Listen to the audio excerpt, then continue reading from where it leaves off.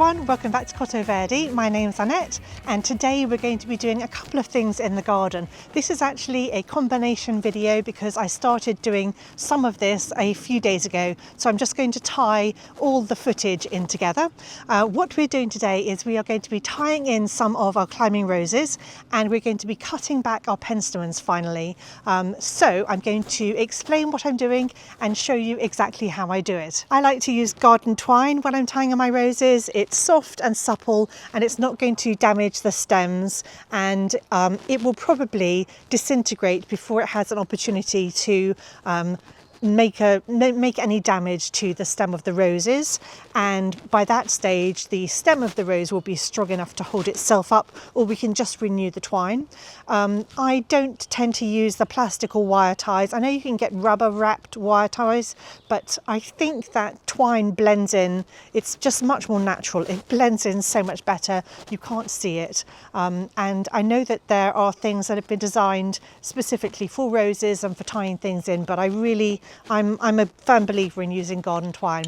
Now, the other thing that I want to mention when using twine, or possibly anything, is that what we want to do is we want to make sure that we put something in between the rose stem and the support that we're tying it to. And the best way to do that, especially with garden twine, is to make a figure of 8. So we wrap it, I'll show you, we wrap it round the stem and then make it crosses over, and this sort of creates, this crossing here will create the space that is required to stop the stem of the rose rubbing against the support and creating a wound which could let disease in. On this arch behind me I have got a gorgeous rose called Woollerton Old Hall. It's a David Austin rose and it's the most beautiful soft apricot colour, and it has taken its time to get going, but suddenly I've noticed that it's got absolutely loads of stems or branches, and I really need to tie it in because it's kind of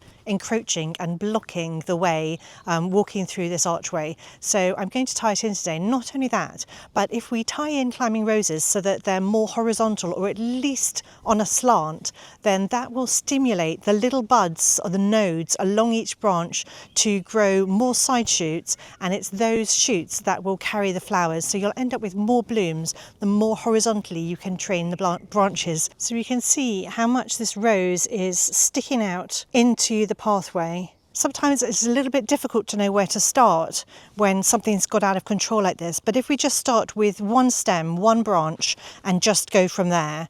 So I'm going to, for instance, I'm going to take this one. I can see there's a little rosebud here, that's very exciting, and I'm going to train it along this horizontal here. So what I'm going to do is tie the twine around the support, and I've twisted it so that it's making a figure of 8. And then I'm going to take my rose branch and tie it, leaving some space between the rose stem and the support. And I'm just going to tie it up like that. And now this branch is being encouraged to grow horizontally, and then all of these little shoots along the edge will grow more roses.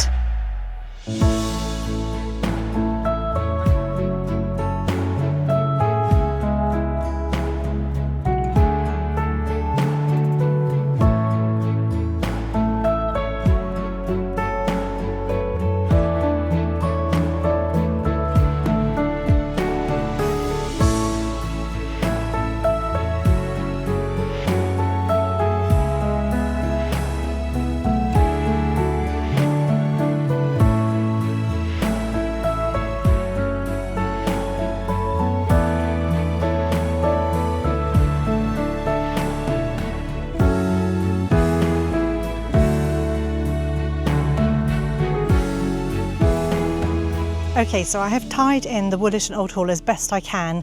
I actually need the stems to get a little bit longer in order to be able to train most of them more horizontally. So I'll come back later in the season and just start training them so they're more horizontal. I've tried with a couple of them to guide them horizontally. On the other side of this arch, I've got a smaller climbing rose. It will get bigger eventually, but at the moment it's much lower to the ground. But this also needs tying in. This one's called Penny Lane, and it's a gorgeous sort of creamy pink colour. So with this one, I'm just going to pull it back towards the frame so that it's not leaning out into the pathway. Well, I think that looks so much better, and at least we can walk through without too much trouble. On this archway behind me here, we have got a beautiful rose called Aloha, which I chose specifically to remind me of a fabulous holiday that we had in Hawaii a few years ago. I really loved the look of it. It's a gorgeous pink colour, and I've had so many people actually in the comments telling me that they have this rose and they love it too. So I'm going to show you what I'm doing today to tie it in, because I've been growing this must be its third year, and it's taken a while, but now the stems are long enough for me to be able to tie them in. Let me show you what we've done. This is the rose planted here. So we've got it in a sunny position. This is south facing this way, and I want it to grow all the way up the arch and over, and I'm hoping that that will happen quite soon. I've got some really nice long stems now. So what we've done is we have put eye hooks all the way up the post, and we've kind of alternated them. So there's sort of they're 3 bricks apart in layers, and we've got one on one side, and then 3 bricks away we've got another one on the other side. Let me show you close up what I'm going to do. So what I'm going to do is take the stem and twist over the twine, and then thread it through the eye here, and then I'm going to tie it in. I'm not tying it in too tightly. I want to leave a little bit of room there, but I'm just going to tie it in, and then when we've finished, we can see that there is a sort of a buffer between the rose and the eye, the what are these called, vine eyes? The eye, so that it won't rub against there.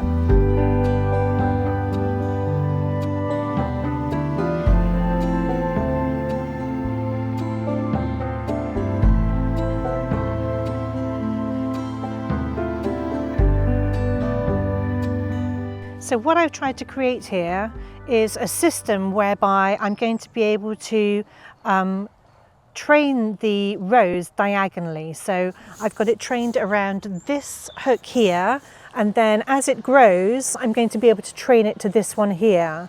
And the reason that I'm doing that is because for each time that we manage to get a rose stem horizontal, or at least on an angle, what it does is it prompts the little nodes on the rose to create side shoots, and these side shoots are the things that are going to carry the roses, the flowers. So we want as many side shoots as possible.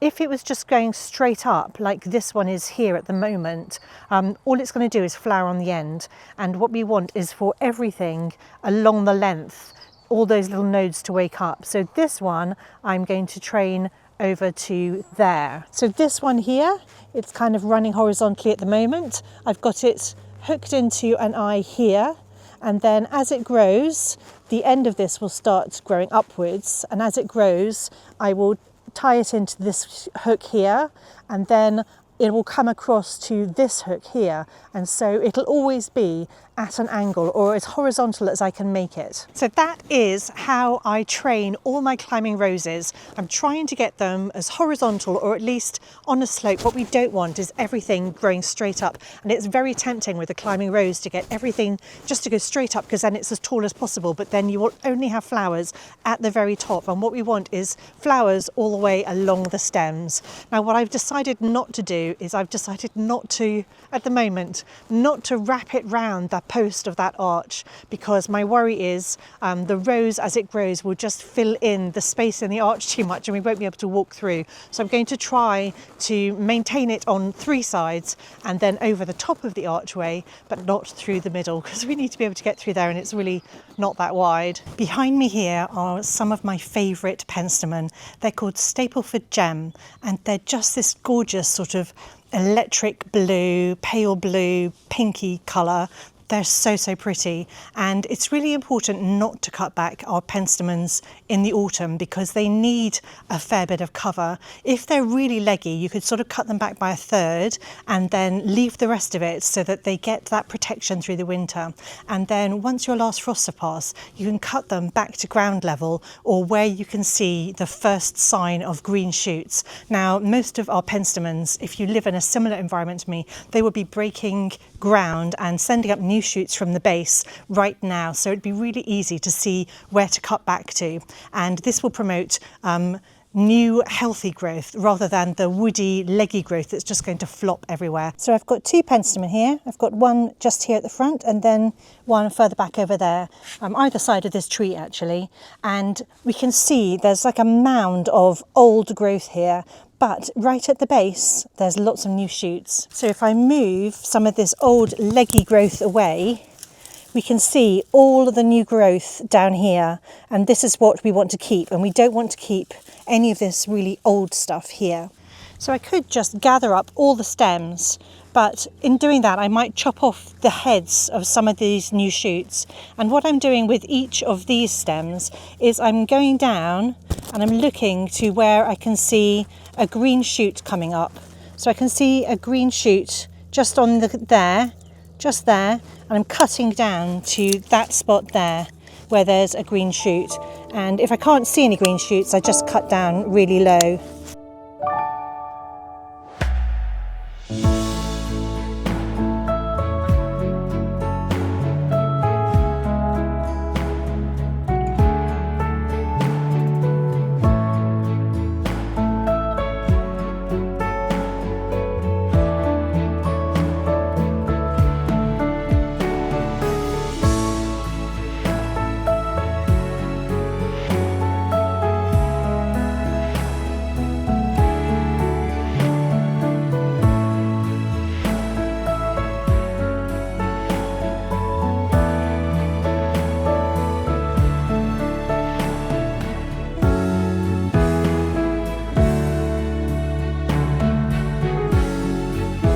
Well, what a difference that has made to these two penstemon here.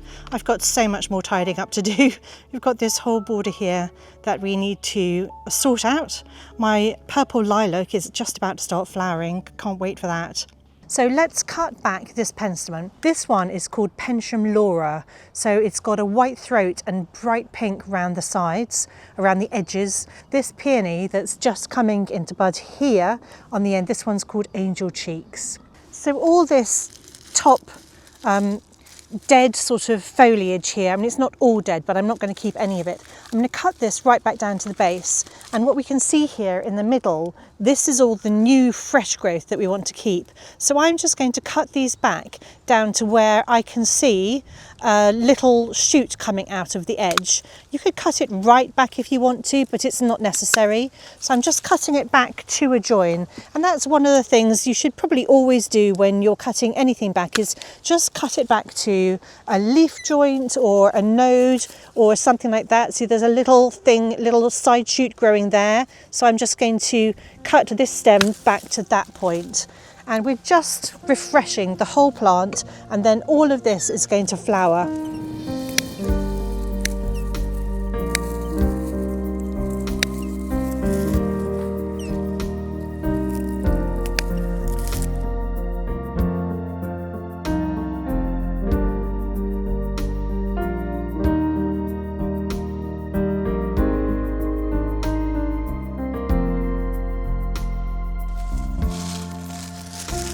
This scraggly looking penstemon here is called Arabesque Apple Blossom, and it is definitely one of my favourites. I think it's absolutely gorgeous. And just above it, I'm so excited to see that we've got our first rose. This is called The Simple Life. It is a gorgeous climbing rose, and I've got it wrapped around these obelisks. Oh my goodness, this is going to be gorgeous this summer. I'm so excited.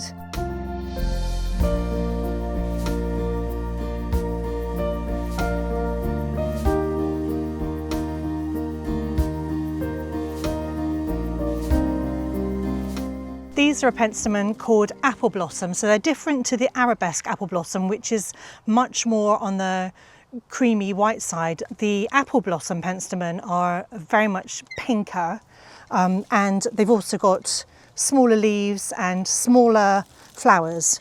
And I'm just treating them all exactly the same way, just cutting off all this dead stuff.